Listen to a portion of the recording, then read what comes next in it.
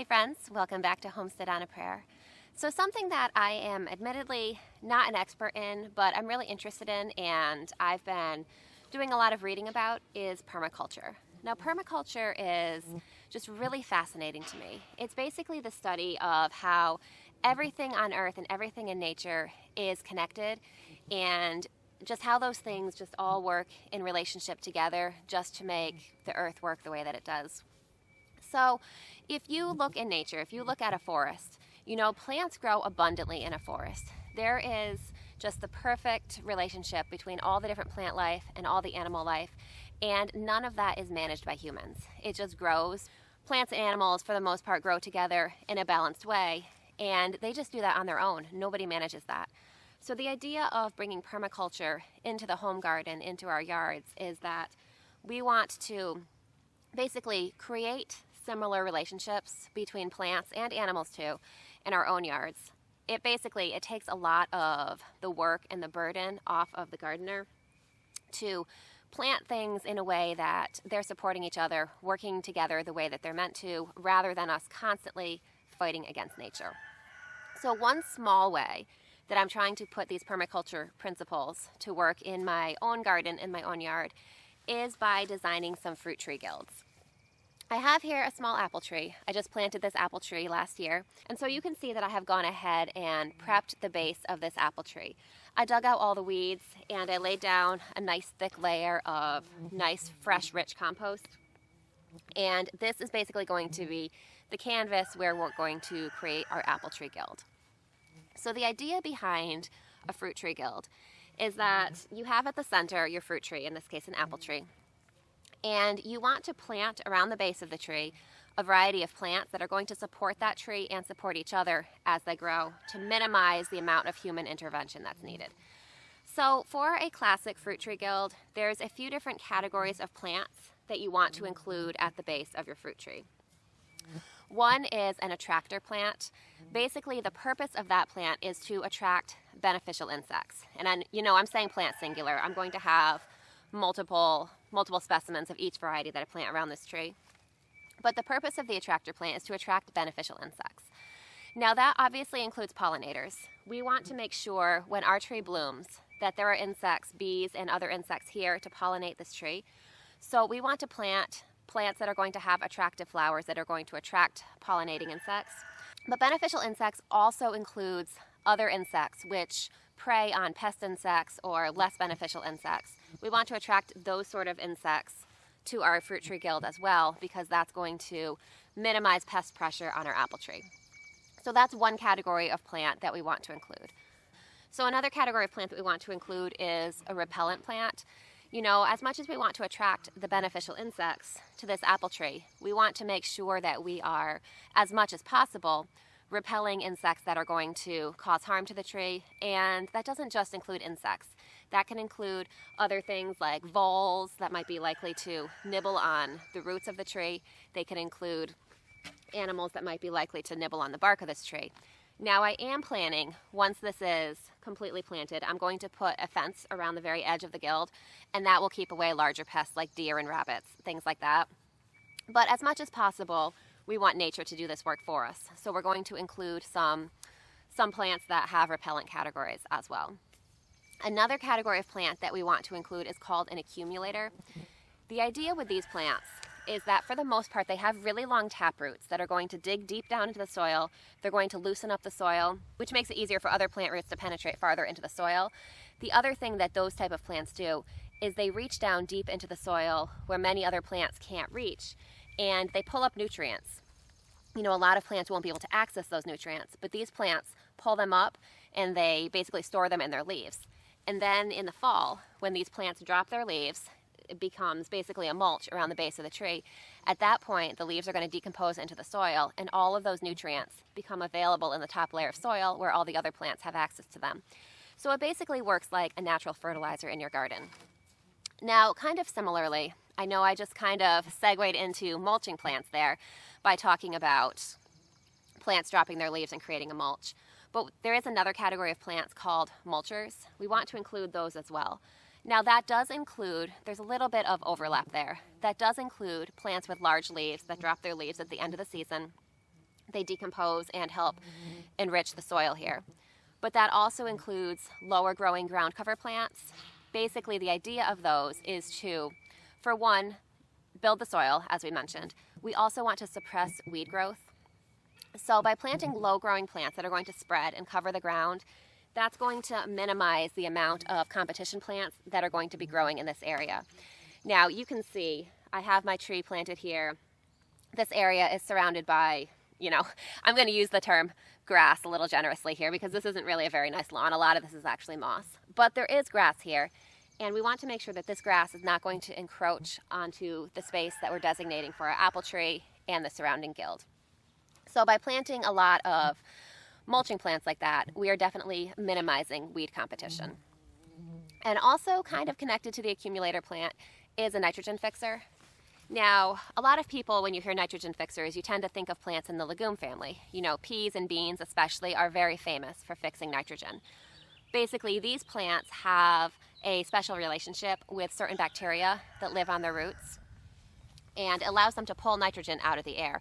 Now, the atmosphere around us is actually primarily nitrogen, and that is also one of the biggest nutrients that plants need to grow. So by being able to pull the nitrogen out of the air and add it into the soil in the roots where plants can benefit from it, this acts again as another type of fertilizer.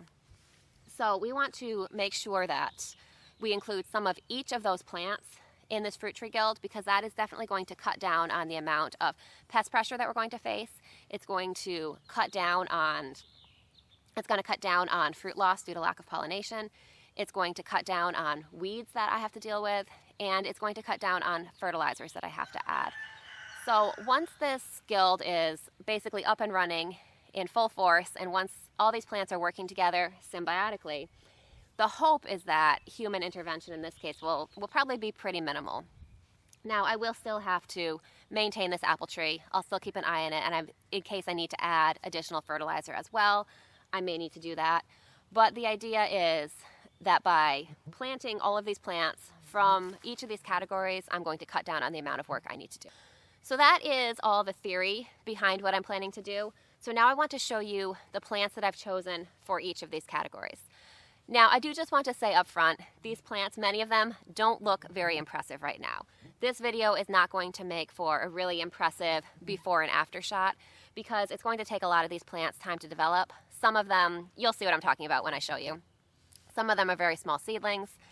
Some of them were a little bit neglected by me last winter and somehow were strong enough to survive. But I'll show you what plants we're planning to plant, and I will be sure to do an update video on this guild later in the season as the plants fill in. So here you can see the plants that I am initially starting with. I've got a couple little plants of thyme. I just picked these up at a local nursery. A couple little chive plants, again, picked up from a local nursery. I've got some clover seeds. I've got some comfrey and a couple more thyme seedlings here. These little seedlings were what I was referring to when I said I may have neglected a couple plants. This project was actually on my to-do list for last fall, but some unforeseen circumstances came up, as they often do in life, and I was not able to get to this project until spring. So these seedlings were left out all winter in these tiny little pots. I live in Connecticut. We have pretty cold winters here. It's not like I live in the South. So I didn't really think that the thyme and the comfrey in these little tiny pots here, I didn't really think that they were going to survive. I thought I was going to have to buy new ones this spring. But, they're tough plants. They all made it through. So they're going to get a second chance at life. They're finally going to get out of their pots and get to spread out their roots in this little apple tree guild here. Here I have a little jug full of baby yarrow seedlings. I winter sowed these over the winter, and they all came up beautiful and healthy looking this spring. So I'm really excited to add these to our guild. So there's one more category of plant I want to show you, which is not going to get planted in our guild today because I'm going to wait till the end of summer when it's ready for me to transplant it. So here you can see my strawberry patch. These are really just waking up from winter. And these are going to send out lots of runners as the season goes on. So at the end of summer, when these plants have sent out all their runners and I need to thin out this bed a little bit, I'm going to also take some of these strawberry plants, some of the extra runners that they create, and put them over in the apple guild as well. Here you can see one little straggler that somehow a runner came down from this bed here and planted itself in my mulch. So this will be a candidate that will definitely be moved over to the apple guild. So when I was choosing the plants to put in this apple guild, as much as possible, I tried to choose plants with multiple uses. That includes both plants that fall into multiple categories that I just shared with you, and also plants that have additional uses for me as the gardener. So this yarrow here, this is a great attractor plant. This attracts pollinators really well. It also is really useful medicinally, and it's just really pretty. So this is a good all-around plant to include. Additionally, this plant grows wild in my area, so I know that it's likely to be successful in this guild with minimal intervention from me.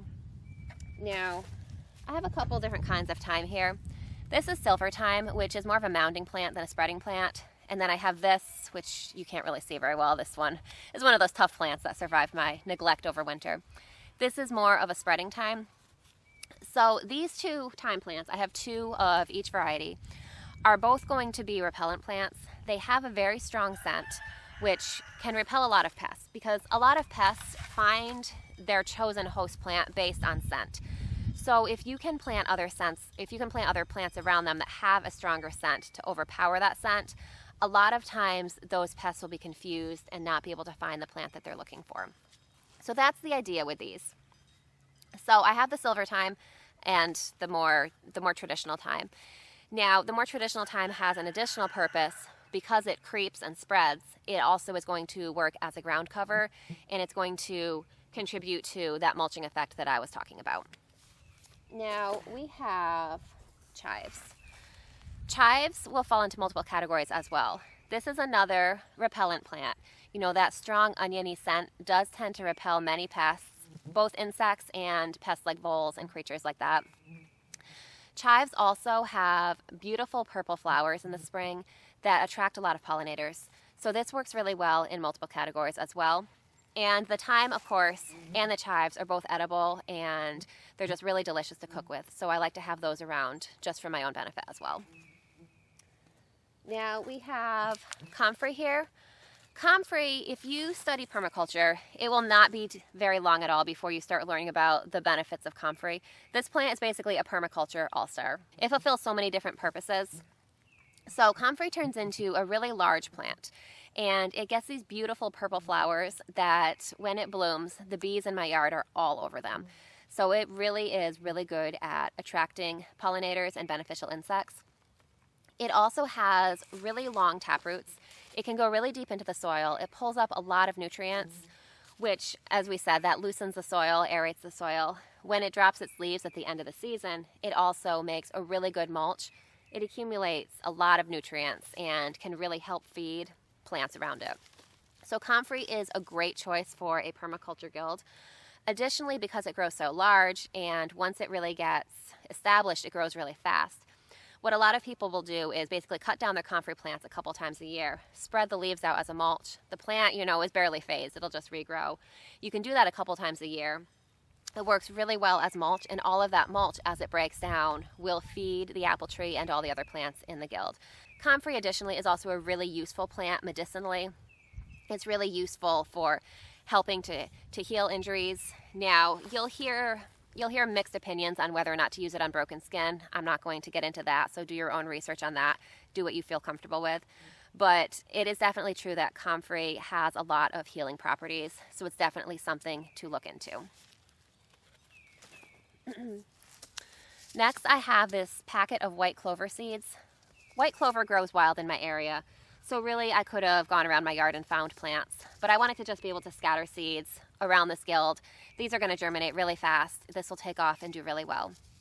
So white clover, of course, as all these other plants, has multiple functions that it fulfills. It does spread and work as a ground cover, so together with the thyme and also the strawberries, which were mentioned, strawberries are also going to work as a ground cover. They'll spread out, and they will definitely cut down on weed competition. Clover also is really good at attracting beneficial insects. If you've ever been in a field of clover when it's flowering, I'm sure you've noticed that it's covered with bees. So this is a great plant for attracting beneficials. This additionally is a nitrogen fixer. Now, similarly to peas and beans, it has a relationship with bacteria, a special bacteria that can pull nitrogen out of the air and fix it into the soil. So it puts it in the soil where the plants can access it. So that is going to help to feed our guild as well. So those are the plants that I'm going to plant in this guild. I'm going to just try to spread them out fairly evenly. One additional thing I should mention is that a lot of people, when they're planting a guild, like to surround the entire perimeter of the guild with something that is going to really work hard to repel pests and combat encroachment by grass. Daffodil bulbs are really popular for that because the bulbs in the root system become really thick and help prevent grass from spreading into the guild. Daffodils are also toxic, which means that they are going to repel pests like voles that live in the ground that might be wanting to munch their way through. They're going to leave daffodils alone because they know that they're toxic. So in my area, we plant daffodils in the fall.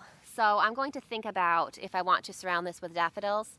Some people will also surround it with something like garlic, which performs a lot of the same properties, which performs a lot of the same functions. Garlic, of course, is not toxic, but many animals don't want to eat it, so it still repels them. That would give me the additional harvest of some garlic. So garlic in my area is also planted in the fall. So what I may end up doing, I haven't decided for sure yet. For the springtime, just for the time being, I may end up surrounding this with annual onions, which should perform basically a lot of the same benefits. And then in the fall, maybe replace it with either daffodils or garlic or something like that. So stay tuned. I haven't decided for sure what I'm going to do with that part of it, but for today I'm going to start getting these plants established. So this is a semi-dwarf apple tree that I've planted here, so it's not going to get as large as a traditional standard apple tree. Additionally, I'm planning to prune it to stay on the small side because I want it to be pretty accessible. Now, the idea with the guild is you want it to spread out enough to basically cover the entire drip line of the tree. That basically means that when the tree is the full size that it's going to, or that you're going to allow it to be, you want everything under the branches to be part of the guild. I don't think, even though I said I am going to prune my tree to keep it on the smaller side, I don't think that this is quite that large, but I can always expand it in the future if it seems like it needs to be a little larger. This is what we're going to get started with today. I'm starting with these two comfrey plants here. I think that I may end up adding an additional plant or two as the season goes on, as we see how these fill out, but I'm going to start with these two for now. And you know, I'm going to plant this a little bit closer to the edge of the guild because these do get so large. I don't want it to interfere with the tree itself.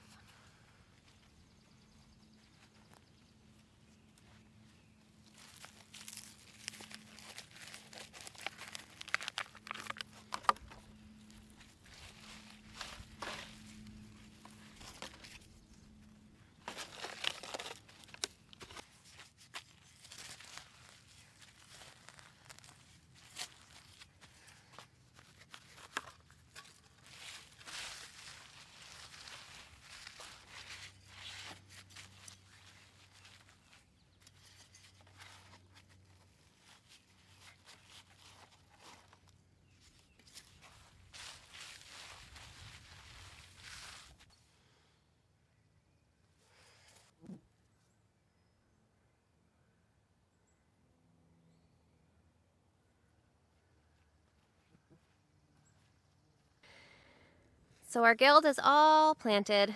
I know it doesn't look as impressive yet because these plants are still really small.